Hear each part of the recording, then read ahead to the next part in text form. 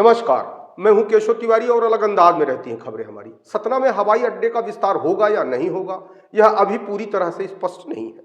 हवाई अड्डा बनने के बाद पहले सांसद गणेश सिंह ने दौरा किया, उसके बाद मंत्री प्रतिमा बागरी ने दौरा किया, उसके बाद मध्य प्रदेश के मुख्यमंत्री मोहन यादव ने भी हवाई अड्डे की हकीकत को बहुत तरीके से समझा। लेकिन अभी भी सतना के लिए हवाई अड्डा हवाई ही है।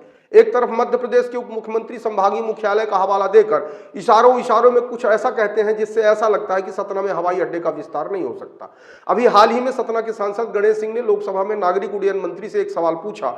उस सवाल के जवाब में भी गोलमोल ही जवाब आया है। हवाई अड्डे का विस्तार तभी होगा जब जमीन सुलभ हो जाएगी, और जो हवाई अड्डे की जमीन है उसमें अतिक्रमण हो चुका है और जिला प्रशासन में इतनी हिम्मत नहीं है कि वह अतिक्रमण हटा दे, या अतिक्रमण हटाने की जिला प्रशासन सोच भी ले तो उसमें राजनीति ही आड़े आ जाती है।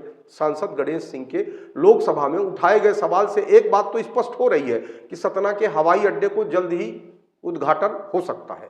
जैसे ही प्रधानमंत्री नरेंद्र मोदी जी समय देंगे, उद्घाटन हो जाएगा। लेकिन एक बार छोटे हवाई अड्डे का उद्घाटन हो गया तो क्या उस हवाई अड्डे का विस्तार हो पाएगा? नागरिक उड्डयन मंत्री ने भी यह स्पष्ट कर दिया है कि यदि जमीन उपलब्ध होगी तो हवाई अड्डे का विस्तार हो सकता है, और यदि जमीन उपलब्ध नहीं हो पाई तो हवाई अड्डे का विस्तार नहीं हो पाएगा। फिलहाल सतना की जनता की किस्मत में पहले तो कोई चीज आती नहीं है, आती है तो आधी अधूरी चीज ही आती है। हवाई अड्डा भी आया तो 1200 मीटर का, मेडिकल कॉलेज भी आया तो आधा अधूरा, और जो चीज पूरी तरह से आई है उनका तो बंटाढार ही हो चुका है। फिलहाल सतना के सांसद गणेश सिंह लोकसभा में हवाई अड्डे का सवाल उठाकर हवाई अड्डे के विकास के प्रति अपनी प्रतिबद्धता दिखाते हुए दिखे। अब उनकी प्रतिबद्धता का सतना की जनता को कितना फायदा मिलता है, यह आने वाला वक्त बताएगा। श्री गणेश सिंह जी, 1 मिनट पूछ लें। मैंने बोल दिया उस पर आधे घंटे। धन्यवाद अध्यक्ष महोदय। माननीय प्रधानमंत्री जी के 100 हवाई अड्डों को देसी हवाई उड़ान सेवा में शामिल करने का जब एक पहल हुई थी, तब हमारे लोकसभा क्षेत्र सतना को भी उसमें शामिल किया गया था। मुझे खुशी है कि RCS उड़ान में हमारे हवाई अड्डे को शामिल किया गया।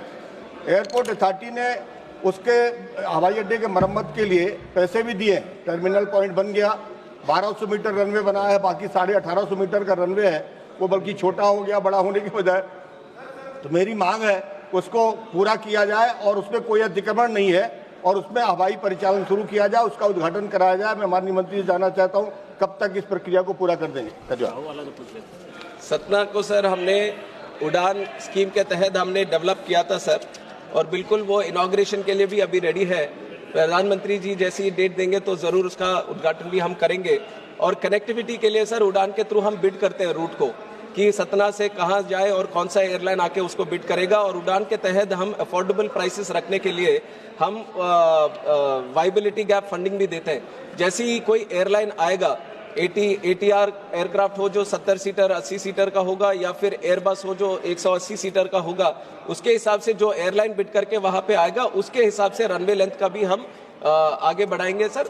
रनवे का हर बार यही होता है, जब एक्सपेंशन का हम देखते हैं जमीन का ही थोड़ा सा इश्यू रहता है। अगर जमीन मिल जाए तो जरूर उसका एक्सपेंशन भी हम करें। आपको हमारी खबरें कैसी लगती हैं, कमेंट बॉक्स में आके कमेंट कर सकते हैं, लाइक कर सकते हैं, शेयर कर सकते हैं, और यदि आपको हमारी खबरें अच्छी लगती हैं तो विशाल खबर चैनल को सब्सक्राइब कर हमें अपना आशीर्वाद जरूर प्रदान करें।